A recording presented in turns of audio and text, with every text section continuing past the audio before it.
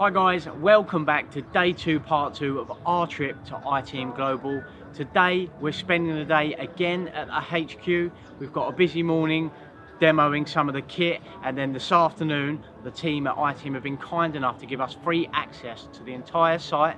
So me and Adam are going to be shooting some more content. So let's get inside and see what this morning holds, and then we've got some special stuff coming this afternoon.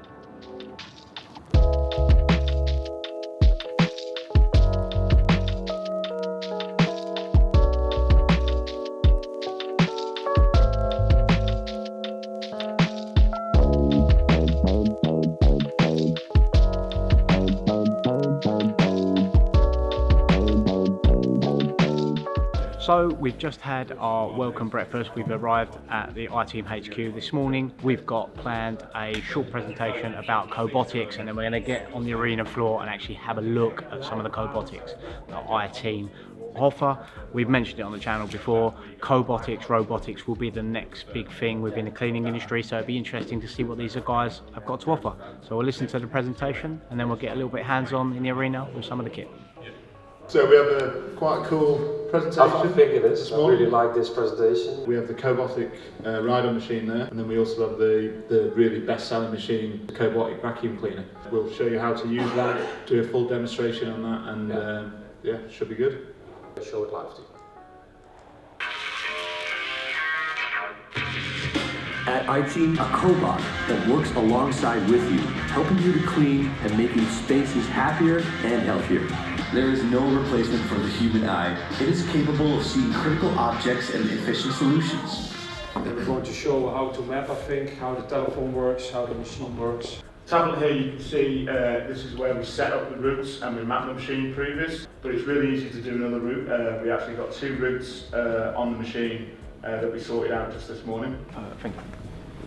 Obviously, a machine that size, you're going to put in a medium to large size facility. How long does the mapping process take to conduct in a facility that size? Is that something that can be done relatively quickly, or would it take a couple of days? Or? No, it's really good. I mean, we did it just this morning before you guys came. Yeah. That took about half an hour to map it and do the routes. Okay. So you just drive the machine slowly around, and all the LiDAR sensors will. It's very simple, picks up all the different areas of the map. Yeah. We have the robot there, which is called 1700. 1700 stands for meters squared. So on full charge, that's kind of the maximum capability it can do. And then we have the self-emptying station with it.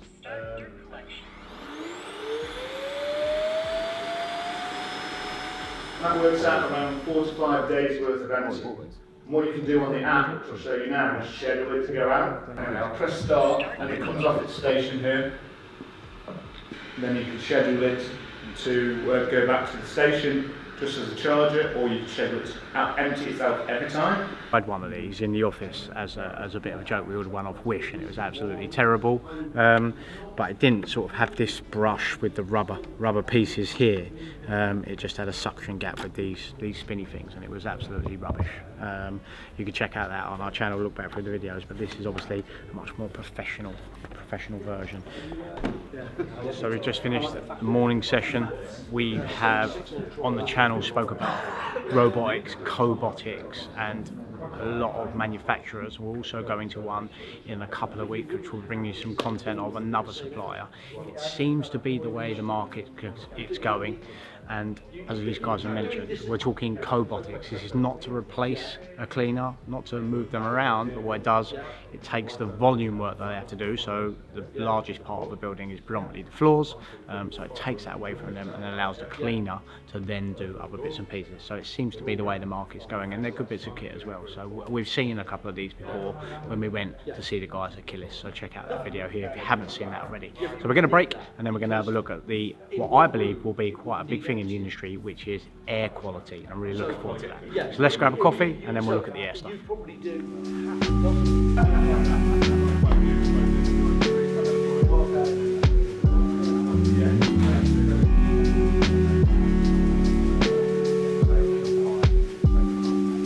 I'm going to start with a quick film, like 2 minutes long.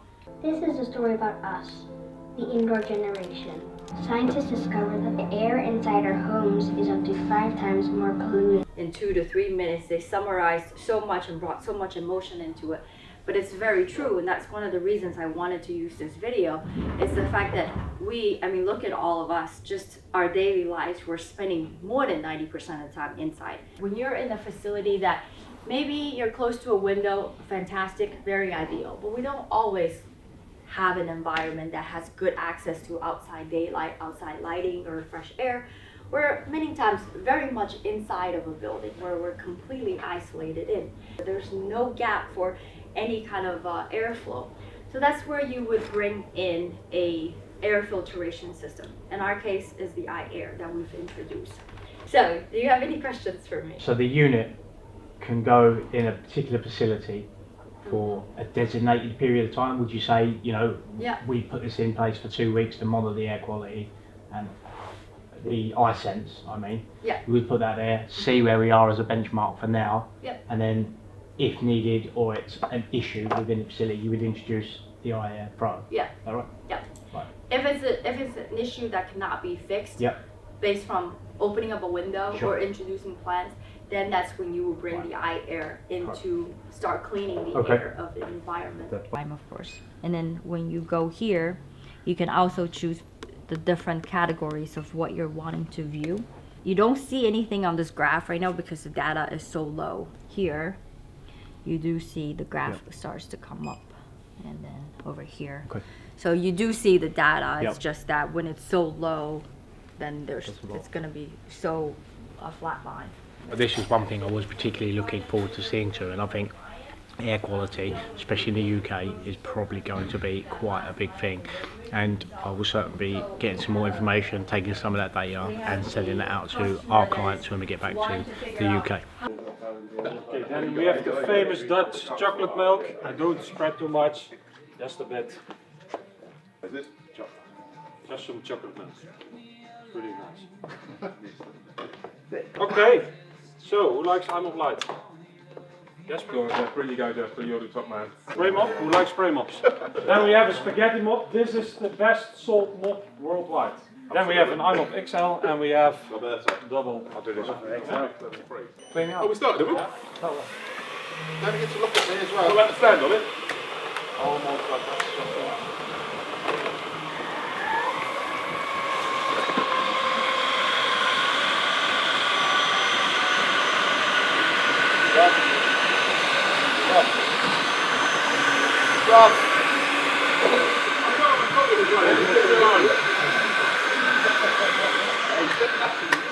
Showing myself up here, didn't I?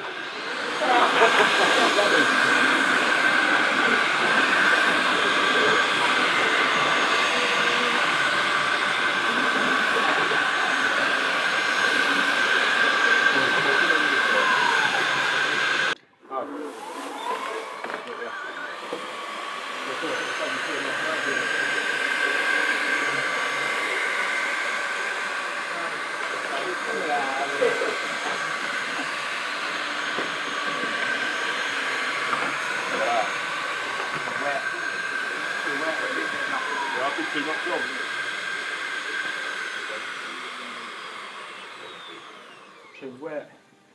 Yes, it is as well. Wet floor side. Oh no, it's even worse. Oh no, what's happened? Gives you a good example. Yeah, it's lovely.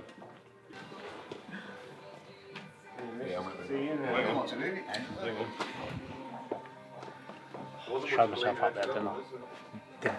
Didn't want to push too hard in case the mop bucket fell over and went all the way. Well, it takes some time, but then the result is perfect. No, we let it dry for 20 minutes and then we come back.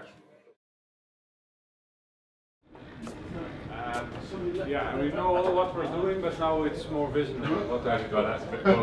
this is sure, you took the time to really do a deep But look at clean this, there. right? Come on.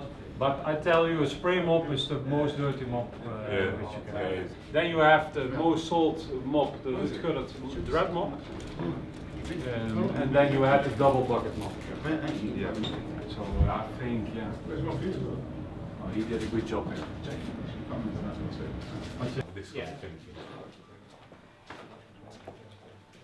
Well, If you're recording that, just number 2 was the best, and that was the one I did. I'm against your MD who actually did number 3, and that wasn't a great finish. I've got to be honest, but he's told me he's going the to. worst. So we've just done a demonstration upstairs, which was a great visual representation of different mopping systems versus a mechanical, obviously in this case an eye mop, where we have 5 panes of glass that you can see from underneath. Left it to dry for 20 minutes and then went and had a look, and the results are, you know, they're substantial. There's just no other way to put it. A clear visual representation of why mechanical is better than the traditional mop and bucket that you see on so many cleaning contracts. So we've got a short presentation now, and then we're going to play around with some more kit. So let's go see what the guys have got to say. Okay, we're almost at the end of the program, and we always like to finish the programs at iTeam with a Q&A session. Having said that, the first starts with what kind of things are on your mind you want to ask. Firstly, thank you for hosting the visit. It's been fantastic.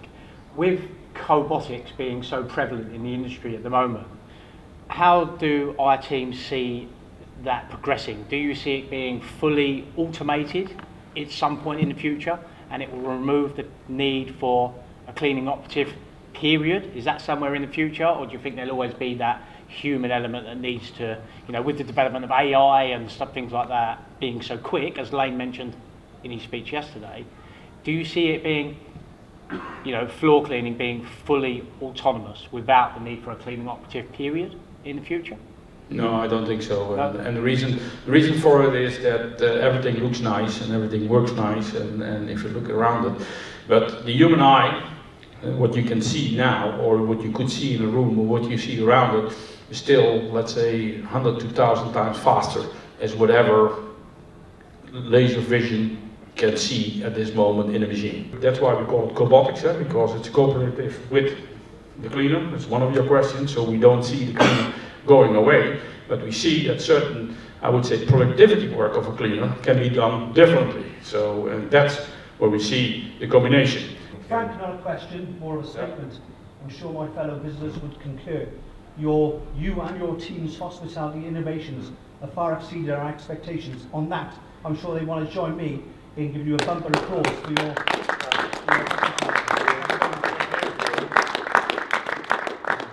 The applause is always a sense of motivation, no? So to keep on going. Thank you for that, and we will keep on going. And yes, we are proud of the team we have built, proud of what we can do, and with you, for you, and let's stay as a team together. Everybody achieve more. Thank you. Thank you. So that concludes day 2 of our trip to iTeam International. I'd just like to say a big thank you for the team at iTeam for having us over. It's been a fantastic trip, very eye-opening, lots to take away, lots of business stuff to take away, and some fantastic pieces of kit that we can look to transition and introduce to our customers and introduce into the business. Thank you to Harry for the invite, and Charlotte at Killy for the introduction as well. Lots of lessons to take away. We're going to do a separate video with that. We've had an early day today, this morning. We're going to carry on and film some more content for you guys around the facility here. But that concludes part 2 and day 2 of our visit to iTeam. I hope you enjoyed the video. Thanks for checking in. As always, make sure you hit that like and subscribe button, and we'll catch you guys on the next video.